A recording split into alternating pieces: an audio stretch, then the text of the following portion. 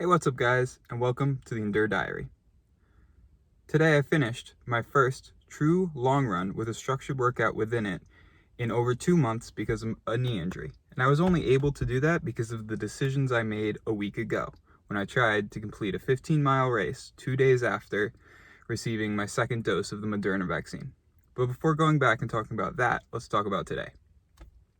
I completed this long run, a 16-mile long run on the Walkill Rail Trail, which is a long, dirt, mostly flat, more of a path than a trail. It's not too technical, just a dirt, not a road, but similar to a road. I did a warm-up of about 2 miles, then I did 4 miles at a tempo effort. And I believe my tempo effort is at about 170 beats per minute, maybe a little bit below that. And so for these 4 miles, I averaged, I think, 169.8 heart rate. And my average pace was 6:09 on slightly rolling hills, which is not exactly where I would love it, but it's a good starting point. And it felt good to just get a workout in. After that, I finished the remaining miles until I got to 60 and just kind of grooving, running faster than I would on an easy run, but not running towards tempo pace. I was averaging like 7:30 per mile. And I finished the run up at 16 miles.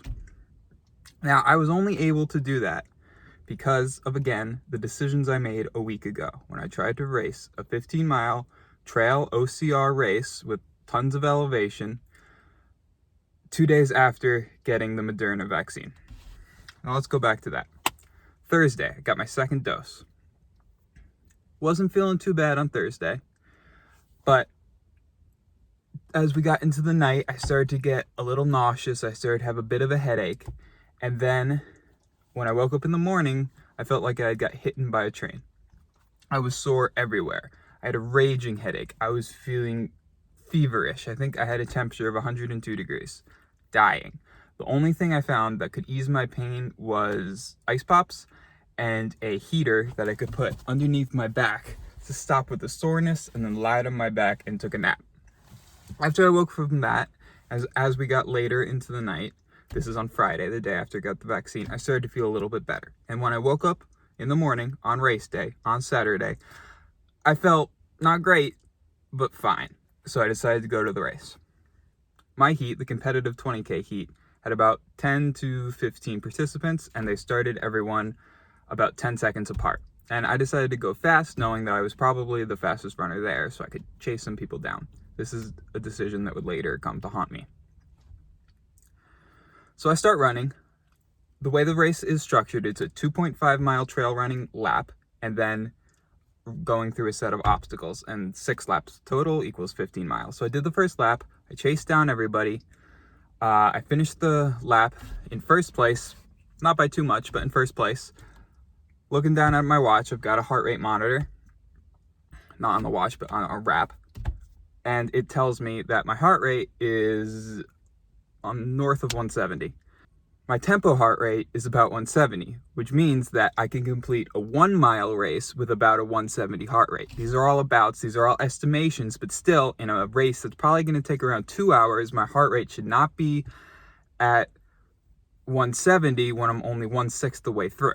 So I get through the obstacles, I've still got my lead, head out on my second lap, and at this point, I need to take a bathroom break. So I give up my lead. Now I'm in second place. And this guy, who's not a bad runner, is now about a minute ahead of me. So I have about 2 miles to chase him down, come back into the obstacles, finishing my second lap in first place. Go back out. Now I'm able to build a bit of a lead on my third lap. So I'm still pushing hard because I want to get away from this guy. Heart rate still north of 170. Not good. But I'm still feeling relatively okay. I'm starting to feel a little bit tired, but I'm building a lead. I'm feeling okay. Come back in, finishing that lap, go through the obstacles, come out, head out on my fourth lap. Now I've got about a 6-minute lead, but I completely boink. I have no energy left, and this is because of 2 factors. 1, because I went out way too hard, and 2, because I was still getting over the corona vaccine, because I literally had a fever the day before. So now I start to run a whole lot slower, but I'm still able to hold about a 5-6 minute lead because the guy who went out probably went out a little too fast too. Come back in, finishing that 4th lap, go through the obstacles. This is when I try to eat a Nutter Butter since we are about halfway through the race, and I cannot even swallow it. I think I actually took these Nutter Butters on the finishing the 3rd lap. But when I tried to take them, I couldn't even swallow. I sucked a little bit of the chocolate off and then spat it out because that's all I could do. Go back out on my next lap, my 5th lap, go back out, and I'm running, really tired, no energy left, but I'm pretty sure I could still keep this lead. I'm still fast, even though I did my pacing wrong and I was feeling weak, but I still feel like I can still win this race. I believe the prize was a new pair of running shoes.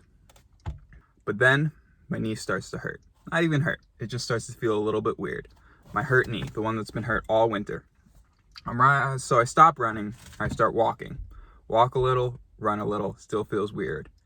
Walk a little, run a little, still feels weird. Walk a lot, get past. Try one last time to run, still feels weird. And I realize that if I keep trying to run, eventually it's going to start to hurt and not feel weird. So I have a decision to make.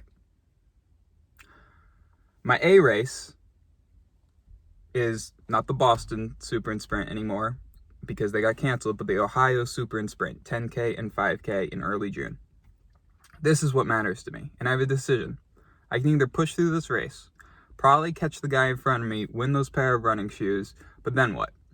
Then am I able to do the long run that I did today? Am I able to get healthy like I did and start to get through structured workouts and improve my fitness and get faster?